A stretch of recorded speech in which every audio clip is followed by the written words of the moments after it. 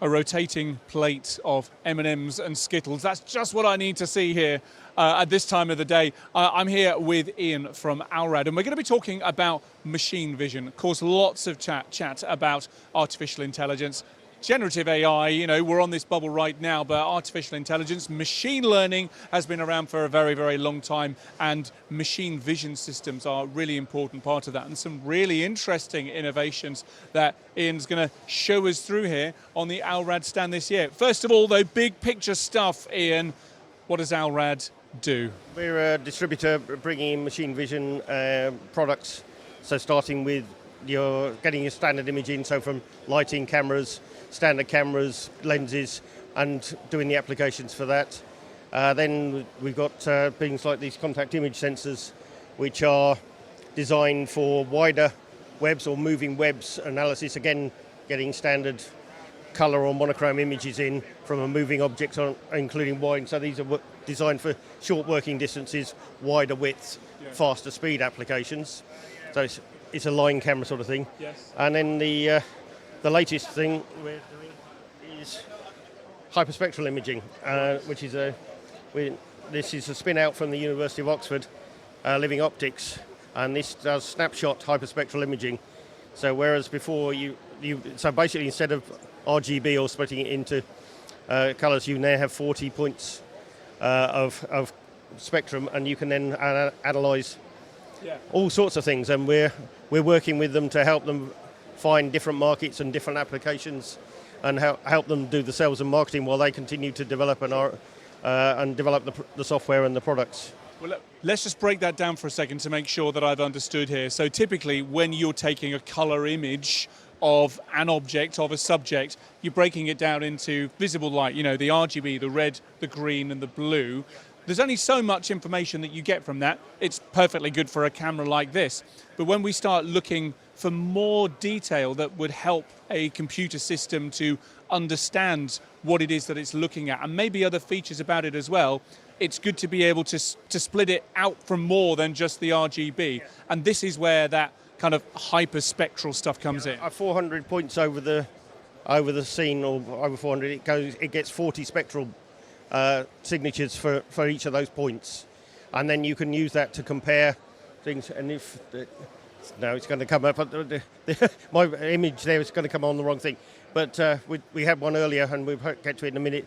You can identify not only that it's an apple, but you can identify the different colours about. So the gala from the pink lady. Pink lady.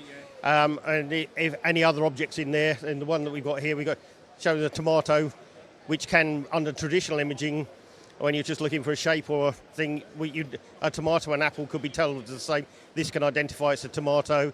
It can even identify that it's a plastic apple, so its shape will be exact. In traditional imaging, you couldn't tell a plastic apple from a real apple because you're looking for the shape and the colour. Well, it's going to be right. But with hyperspectral, you can tell it's plastic because it comes out different. And there's a training behind that. Again, as we know with machine vision systems, with all kinds of artificial intelligence, they need to be trained on it in the first place. So what is the training process like when you're teaching the system, this is a royal gala, this is a pink lady, this is what a plastic apple looks like? Yeah, so basically you have a stationary object, you grab an image of it, you set the regions up, and you get the spectra for each one. And then in here, you can see we're labelling them. Here we got Skittles and M&Ms. They're basically both red, coloured sweets, but they're subtly different. And the spectra, you see, is very similar, but we can just tell them apart.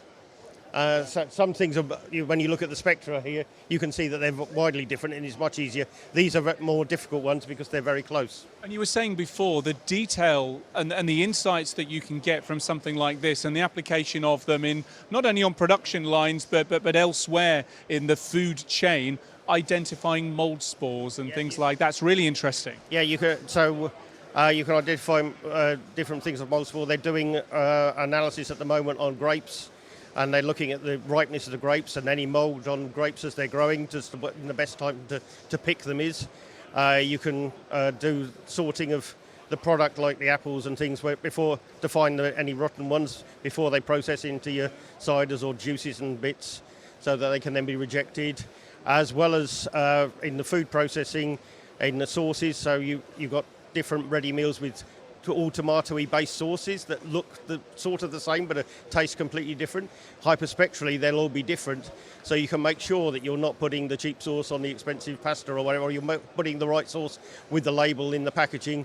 We're working with a couple of companies on that at the moment, where we're trialling it in the labs, but we're then going to put it on the machine to see if we can do it actually at the full packaging speed, which at 30 frames a second we should be able to, and identify that they're actually putting the right tikka masala sauce on that one. It is tikka masala and it isn't something else or whatever.